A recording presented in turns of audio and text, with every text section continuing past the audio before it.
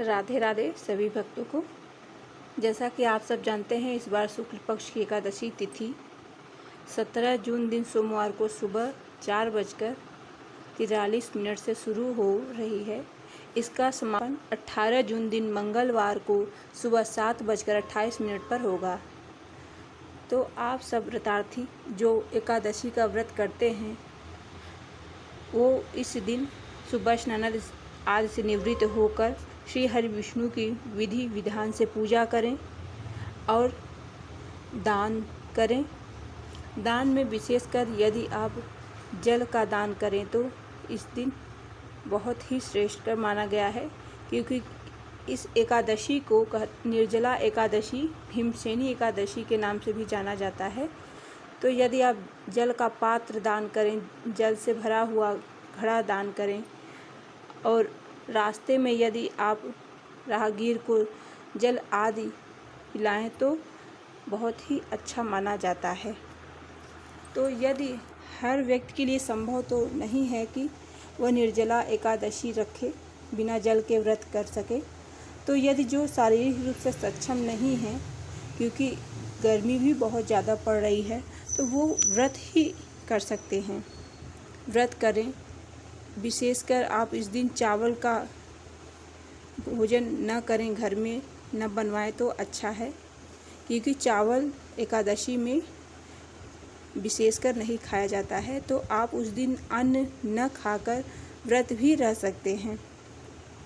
एकादशी व्रत में चावल का विशेषकर मनाही होता है, इसलिए जिस दिन पारण किया जाता है उस दिन चावल खाकर ही पारण किया जाता है। तो जिस दिन पारण है उस दिन आप चावल खाकर पारण करें। निर्जला एकादशी एक ऐसा व्रत है जिसे सभी लोग कर सकते हैं। इसमें किसी के लिए मनाही नहीं है कि कोई व्यक्ति नहीं कर सकता है। जो सक्षम है सभी कर सकते हैं। निर्जला एकादशी का व्रत करना चाहिए। कहते हैं कि निर्जला एकादशी एक ऐसा व्रत है जिसको करने से आपको पूरे साल के सभी 24 एकादशी व्रतों का पुण्य लाभ प्राप्त हो जाता है। भीमसेन ने विधिपूर्वक निर्जला एकादशी का व्रत रखा, जिसके पुण्य प्रभाव से उनको अंत में स्वर्ग की प्राप्ति हुई। भीमसेन ने यही एकमात्र व्रत रखा था। इस व्रत की वजह से निर्जला एकादशी को भीमसेनी एकादशी भी कहते हैं। निर्जला एकादशी के दिन आपको जल का दान जरूर करना चाहिए। इसके लिए एक कलश में पानी भर लें और उसे किसी ज़रूरतमंद या गरीब ब्राह्मण को दान कर दें। निर्जला एकादशी पर जल का दान करने से हर प्रकार की समस्याओं से निजात मिलता है। आर्थिक संकट, गृह क्लेश, रोग आदि से मुक्ति मिल सकती है। जल का दान करने से पितृदोष और कुंडली में चंद्र दोष से भी मुक्ति मिल सकती है।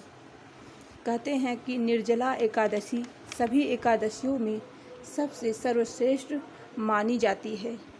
इसको करने से सारे पाप, सारे दोष दूर हो जाते हैं। आइए हम निर्जला एकादशी के कथा के विषय में जानते हैं।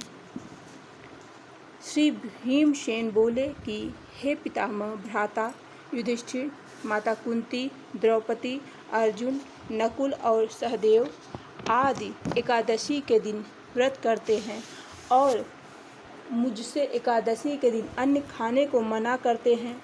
मैं उनसे कहता हूँ कि भाई, मैं भक्तिपूर्वक भगवान की पूजा कर सकता हूँ और दान दे सकता हूँ, परंतु मैं एकादशी के दिन भूखा नहीं रह सकता।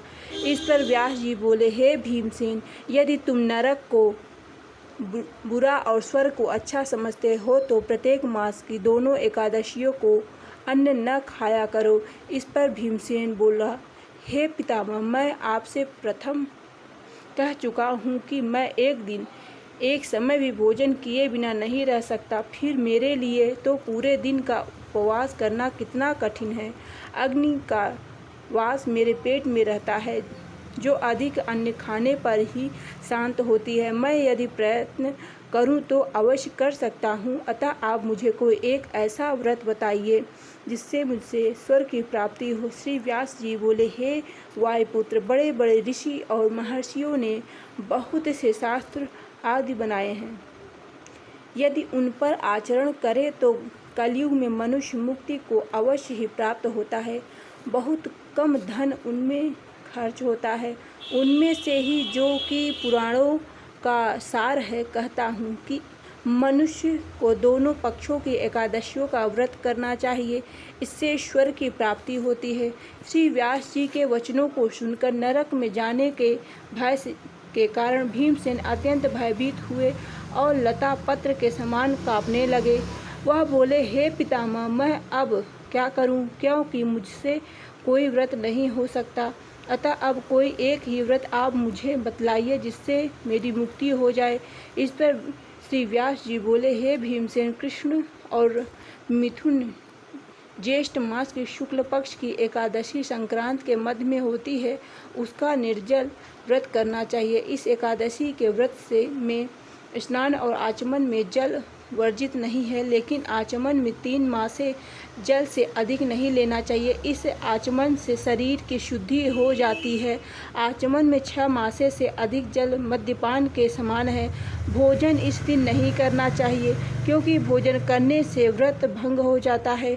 यदि मनुष्य सूर्योदय से सूर्यास्त तक जल पान न करे तो उससे 12 मास के एकादशी के फल की प्राप्ति होती है। सूर्योदय से पहले द्वादशी के दिन उठना चाहिए और स्नान करके यथा योग्य ब्राह्मण को दान देना चाहिए। इसके पश्चात भूखे ब्राह्मण को भोजन कराना चाहिए। तत्पश्चात स्वयं भोजन करना चाहिए। संपूर्ण एकादशियों के फल के बराबर इसका फल है। हे भीमसेन, श्री भगवान ने स्वयं मुझसे कहा था कि इस एकादशी का समस्त तीर्थों और दानों के पुण्य के बराबर पुण्य है। एक दिन मनुष्य निर्जल रहने से समस्त पापों से मुक्त हो जाता है। जो मनुष्य एकादशी का व्रत निर्जल रह कर करते हैं, उनको भयानक यमदूत मृत्यु के समय नहीं दिखते हैं। भगवान विष्णु के दूत उस समय स्वर्ग से आते हैं और पुष्पक विमान पर बिठाकर उनको स्वर्ग ले जाते हैं। अतः संसार में सबसे श्रेष्ठ निर्जला एकादशी का व्रत है। अतः इस एकादशी का निर्जला व्रत यत्न पूर्वक करना चाहिए। ओम नमो भगवते वासुदेवाय मंत्र का उच्चारण उस दिन करना चाहिए। उस दिन गौ का दान भी करना चाहिए। व्यास जी के ऐसे वचन सुनकर भीमसेन ने निर्जला व्रत किया। भीमसेन या पांडव एकादशी इसी एकादशी को कहते हैं।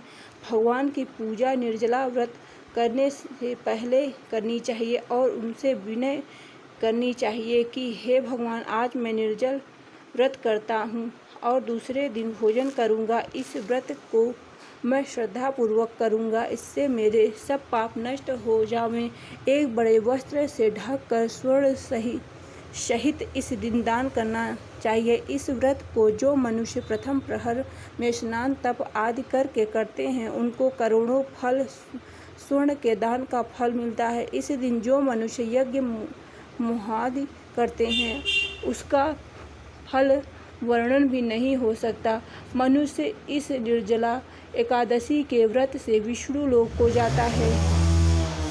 इस दिन जो मनुष्य अन्न खाते हैं, उन्हें चांडाल समझना चाहिए। अंत में वे नरक में जाते हैं। इस व्रत को करने से ब्राह्मण हत्या, मद्यपान करने वाले, चोरी करने वाले, गुरु से द्वेष करने वाले, असत्य बोलने वाले सभी के पाप नष्ट हो जाते हैं और अंत में वे स्वर्ग को जाते हैं। हे कुंती पुत्र, इस व्रत को जो पुरुष स्त्री श्रद्धापूर्वक करते हैं, उनका कर्तव्य निम्नलिखित है। सर्वप्रथम उन्हें विष्णु भगवान की पूजा करनी चाहिए। तत्पश्चात गौदान करना चाहिए।